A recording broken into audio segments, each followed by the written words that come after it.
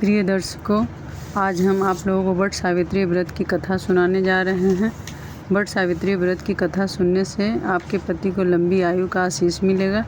वट सावित्री व्रत की कथा सुनाने से पहले हम यही कहना चाहेंगे कि मेरे चैनल को यदि सब्सक्राइब नहीं किए होंगे तो सब्सक्राइब कर लीजिएगा, लाइक कीजिएगा और कमेंट भी कीजिएगा कि आपको कथा कैसी लगी। वट सावित्री के दिन अपने पति की लंबी आयु की कामना करने वाली सभी स्त्रियों को मेरा सादर प्रणाम।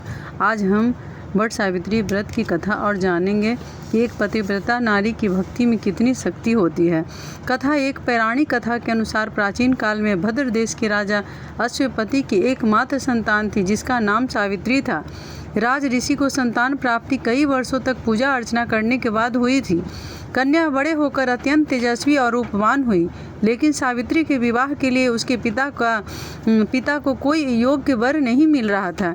इस बात से दुखी होकर उन्होंने सावित्री को स्वयं वर चुनने के लिए कह दिया। एक दिन तपोवन में भटकते हुए सावित्री की भेंट साल्व देश के राजा धूमत्सेन के पुत्र सत्यवान से हुई। राजा धूमत्सेन अपने पुत्र सत्यवान के साथ वन में ही निवास करते थे क्योंकि उनका राज्य शत्रुओं ने छीन लिया था।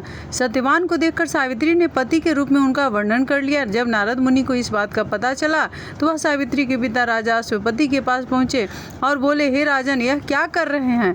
आप सत्यवान गुणवान हैं, धर्मात्मा हैं और बलवान भी हैं, पर उसकी आयु बहुत छोटी है। वह अल्पायु है, 1 वर्ष के बाद ही इसकी मृत्यु हो जाएगी।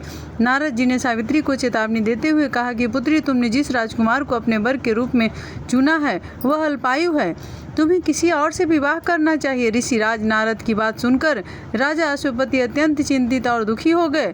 यह सब देखकर सावित्री ने अपने पिताजी से कहा कि आर्य कन्याएं अपने पति का एक बार ही वरण करती हैं और राजा भी एक बार ही आज्ञा देता है, इसलिए मैं सत्यवान से ही विवाह करूंगी। सावित्री अपने निर्णय पर अडिग रही और आखिरकार उनका विवाह सत्यवान से हो गया। विवाह के पश्चात वे राज्य वैभव छोड़कर वन गमन कर गई और वहां अपने पति और परिवार की सेवा करने लगी। लेकिन सत्यवान की मृत्यु का समय निकट आ रहा था। इस चिंता में सावित्री अधीर होने लगी। सावित्री ने अपने पति के दीर्घायु के लिए उपवास रखना शुरू कर दिया। साथ ही उन्होंने नारद मुनि द्वारा कथित निश्चित तिथि पर पितरों का पूजन भी किया। जिस दिन सत्यवान के महाप्रयाण का दिन था उस दिन वह लकड़ियाँ काटने जंगल गए। सावित्री भी उनके पीछे जंगल की ओर निकल पड़ी। वहाँ सत्यवान को दर्द होने लगा और वे मूर्छित होकर धरती पर गिर पड़े। सावित्री ने सत्यवान के सिर को अपनी गोद में रख लिया और वहाँ यमराज प्रकट हो गए।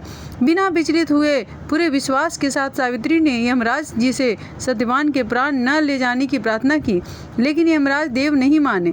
सावित्री भी अपनी बात पर अडिग रही और यमराज जी के पीछे पीछे प्रार्थना करते हुए चलने लगी। यमराज ने सावित्री को समझाने की कोशिश की, यही विधि का विधान है, लेकिन सावित्री ने उनकी एक बात न सुनी। आखिरकार सावित्री की निष्ठा को देखकर यमराज ने कहा कि हे देवी, तुम धन्य हो, मैं सत्यवान के प्राण नहीं छोड़ सकता, तुम मुझसे कोई और वरदान मांग लो। यह सुनकर सावित्री यमराज जी से कहा कि मेरे सास ससुर वनवासी और अंधे हैं, उन्हें आप दिव्य ज्योति प्रदान करें। यमराज ने उसे यह वरदान दिया और वहां से लौट जाने के लिए कहा, लेकिन पतिव्रता सावित्री यमराज जी के पीछे पीछे चलती रही। यमराज जी ने फिर से उन्हें लौट जाने के लिए कहा, किंतु उसके जवाब में सावित्री ने कहा, हे भगवान, मुझे अपने पतिदेव के पीछे पीछे चलने में कोई दिक्कत नहीं है। यह सुनकर यमदेव ने उन्हें एक और वर मांगने के लिए कहा तो सावित्री ने अपने ससुर का राज्य वापस मांग लिया। सावित्री ने कहा, मेरे सास ससुर ने उन्हें नेत्र ज्योति दी। यमराज ने तथास्तु कहकर उसे लौट जाने को कहा और आगे बढ़ने लगे, किंतु सावित्री यम के पीछे ही चलती रही। यमराज ने प्रसन्न होकर पुनः वर मांगने को कहा। सावित्री ने वर मांगा, मेरे ससुर का खोया हुआ राज उन्हें वापस मिल जाए। इसके बाद सावित्री ने यमदेव से वर मांगा, मैं सत्यवान के 100 पुत्रों की माँ बनना चाहती हूँ, कृपा कर आप मुझे यह वरदान दे। सावित्री की पति भक्ति से प्रसन्न हो सावित्री से तथास्तु कहा, जिसके बाद सावित्री ने कहा कि मेरे पति के प्राण तो आप लेकर जा रहे हो, तो आपके पुत्र प्राप्ति का वरदान कैसे पूरा होगा? तब यमदेव ने अंतिम वरदान को देते हुए सत्यवान की जीवात्मा को पास से मुक्त कर दिया। सावित्री पुनः उसी वट वृक्ष के लौटी तो उन्होंने पाया कि वट वृक्ष के नीचे पड़े सत्यवान के मृत शरीर में जीव का संचार हो रहा है। कुछ देर में सत्यवान उठकर बैठ गया।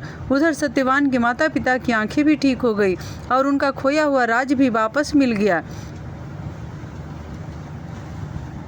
इसी प्रकार अब वट सावित्री व्रत कथा पूरा हुआ। आज यानी 6 जून 2024 को वट सावित्री व्रत का त्यौहार है। हर वर्ष सुहागन महिलाओं द्वारा ज्येष्ठ मास की अमावस्या को वट सावित्री व्रत रखा जाता है। वट के जड़ों में ब्रह्मा, तने में भगवान विष्णु व डालियों में पतियों में भगवान शिव का निवास स्थान है एवं इस वृक्ष की लटकती हुई शिराओं में देवी सावित्री का निवास है।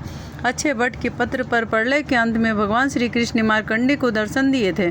प्रयाग में गंगा के तट पर अच्छे वट है। तुलसीदास जी ने इस अच्छे वट को तीर्थराज का छत्र कहा है। तीर्थों में पंचवटी का महत्व है। 5 वटों से युक्त स्थान को पंचवटी कहा गया है। मुनि अगस्त के परामर्श से श्री राम ने सीता व लक्ष्मण के साथ वनवास काल में यहाँ निवास किया था। आश्विन मास में भगवान विष्णु के नाभि से कमल प्रकट हुआ, तब अन्य देवों से भी विभिन्न वृक्ष उत्पन्न हुए। उसी समय यक्षों के राजा मणिभद्र से वट का वृक्ष उत्पन्न हुआ।